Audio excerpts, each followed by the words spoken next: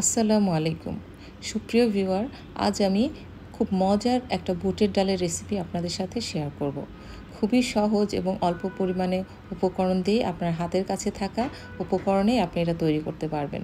আর এটা লুচি, পরোটা, রুটি, ভাত যে কোনো কিছুর সাথেই অসম্ভব ভালো লাগে।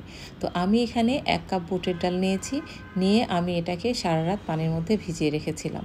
তো দেখতে পাচ্ছেন এটা একদম নরম হয়ে গেছে। তো এই পর্যায়ে আমি এই ডালটাকে একটা পাত্রের মধ্যে দিয়ে দিলাম। দিয়ে আমি এটার মধ্যে পর্যাপ্ত পানি দিয়ে দিচ্ছি। খুব বেশি দেওয়া যাবে না, আবার কমও দেওয়া যাবে না, যাতে এটা ঠিকমতো সিদ্ধ হয়ে যায়। এখন আমি এটার মধ্যে 2টো তেজপাতা, কিছুটা লবণ আর দিয়ে দিলাম সামান্য পরিমাণে হলুদ। দিয়ে আমি এটাকে একদম 90% মতো এটাকে কুক করে নেব। আমার এটা কুক করা হয়ে গেছে। এখন আমি এটার মধ্যে বেশ কিছুটা তেল দিলাম, দিয়ে তার মধ্যে দিয়ে দিলাম পেঁয়াজ এবং কিছুটা গরম মশলা। আমি সমস্ত গরম মশলা এর সাথে অল্প অল্প করে দিয়ে দিয়েছি।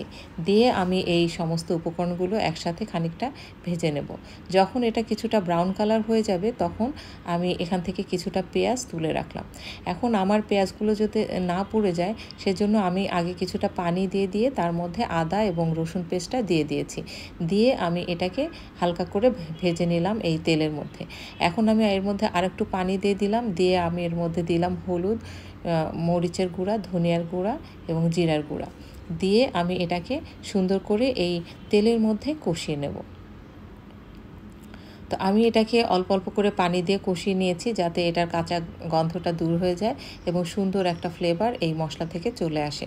এটা যখন তেল ওঠা শুরু করেছে সেই পর্যায়ে আমি যে বুটের ডালটা সিদ্ধ করে রেখেছিলাম সেটাকে দিয়ে দিলাম এর মধ্যে। দিয়ে আমি এটাকে 2-3 মিনিট কষিয়ে নেব।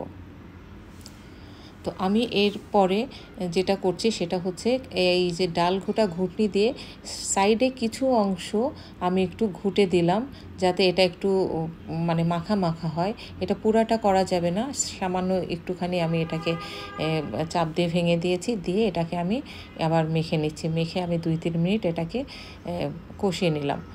এ পর্যায়ে আমি দিয়ে দিলাম এখানে পানি। আমি ডালের মধ্যে যে পানি অবশিষ্ট ছিল সেটা দিলাম, আর কিছুটা অতিরিক্ত পানি আমার যতটুকু লাগে সেই পরিমাণ পানি দিয়ে আমি এটাকে আবার কিছুক্ষণ রান্না করব।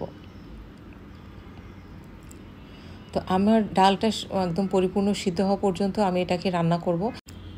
তো দেখতে পাচ্ছেন আমার ডালটা সিদ্ধ হয়ে গেছে। কিছু কিছু ডাল আস্ত আছে এবং কিছুটা ঘন হয়ে এটা ঠিক হয়ে গেছে।